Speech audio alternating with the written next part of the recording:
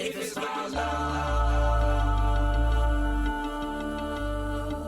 if it's about justice, Hey, what's up everybody? This is Austin Haynes with the Waking Justice Project, and this is your daily wake-up call.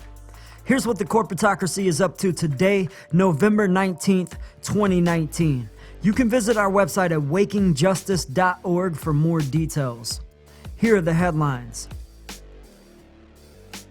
The tactic of mass protest marches have deep roots in anti-establishment movements in modern history. Gandhi's salt and textile marches in the 1900s helped win India's independence from Britain. Labor protests in the 1930s helped win the 40-hour workweek, overtime pay, and unemployment insurance for American workers. The civil rights marches in the 1960s helped Black Americans win huge civil rights reforms.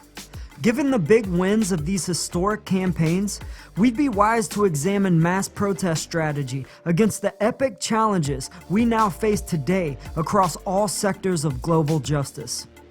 Over the past decade or so, there's been a resurgence of mass protest in the US, beginning with the Occupy movement in 2011.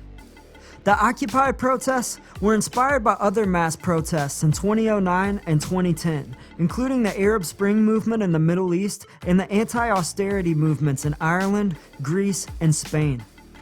By 2012, millions of people in over 600 communities across the US and over 80 countries across the world held massive Occupy marches. The following year in 2013, the Black Lives Matter movement exploded in mass protests against rising police brutality and fatal police shootings against Black Americans. Since 2013, Black Lives Matter activists and allies have conducted thousands of protest marches in hundreds of cities across the US. In 2017, after President Trump was elected, over 3 million women marched in the Pussyhat March on DC to demonstrate for women's rights and in protest of Trump's inauguration. And this past September 2019, millions of people in over 185 countries across the world marched as a part of the biggest climate protest in history. All were part of the climate strike movement started by Swedish high school student Greta Thunberg to encourage action on climate change. And then last month in October, another mass protest movement about climate change went global as well. It's called Extinction Rebellion, or as many refer to it, XR. XR's Global Day of Civil Nonviolent Disobedience last month took place in over 60 countries with the goal of, quote, causing chaos and outrage in major cities around the world. And by most accounts, XR was largely successful in that goal. As Benoit Tongwe wrote last week for the youth and labor website Fight Back, Extinction Rebellion has, quote, successfully positioned themselves as the organization to join for youth who want to fight climate change. But as Tongwe asked in his article, who exactly is Extinction Rebellion rebelling against? In an interview with Liberation, Roger Hallam, the co-founder of Extinction Rebellion, explained their strategy. XR activists are prepared to be arrested, and when people see how committed they are, there is a strong likelihood that this will create a public debate. The day after their global October protest, Extinction Rebellion put out a bold, proud statement that read, quote, "International rebellion is here, and it's bigger and more beautiful than we dared to imagine. This is what mass civil disobedience looks like." But the Western corporate news outlets were unimpressed and poked fun at the XR activists. BBC published a lighthearted report that Britain's Prime Minister Boris Johnson called them, quote, uncooperative crusties and importunate nose-ringed climate change protesters. And the New York Times joked that XR's bold strategy seems simply to be, quote, arrest us please, with an exclamation point.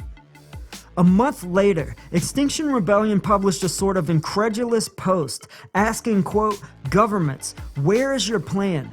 Indeed, in the weeks after both the climate strike and Extinction Rebellion's protests, it seems business as usual for the corporate elites.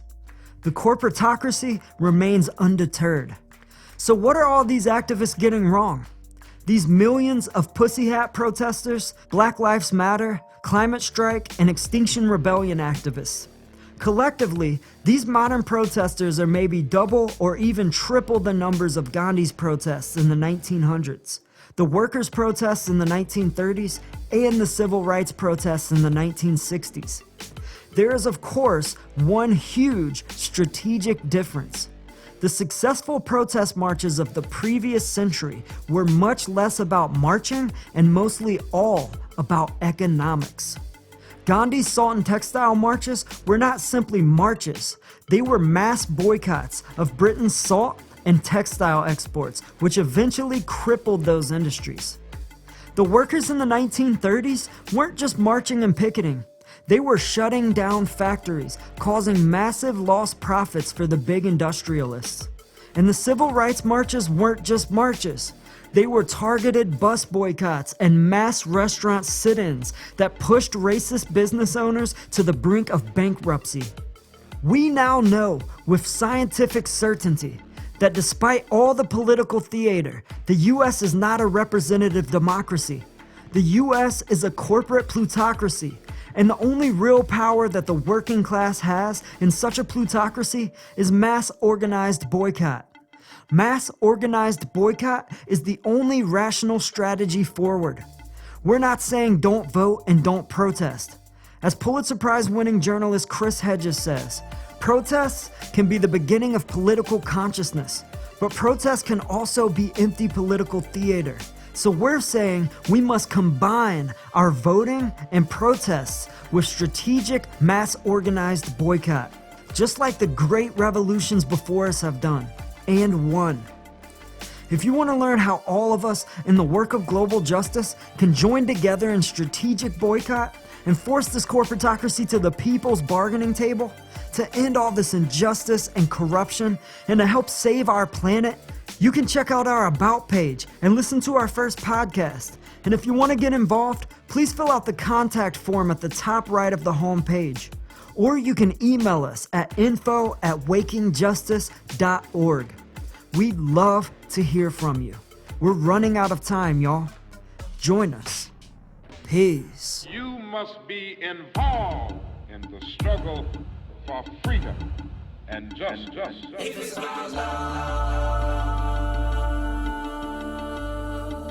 if it's about Justice is waking, justice is rising. Justice is waking, justice is rising. If it's about Justice is waking, justice is rising. And it ain't just us, it's all of us. Justice is waking, justice is rising. And it ain't just us, it's all of us. if it's about May every soul unite, tend the fire and let old coals relight. I'm a citizen of the world and we fight for the rights of everybody to live a truly free life. Red or yellow, black or white, left or right, gay or straight, human or animal, all life. Cause what matters is what is in common. If you know it, stand tall and keep dropping the knowledge. Justice is waking, justice is rising. And it ain't just us, it's all of us. if it's about love.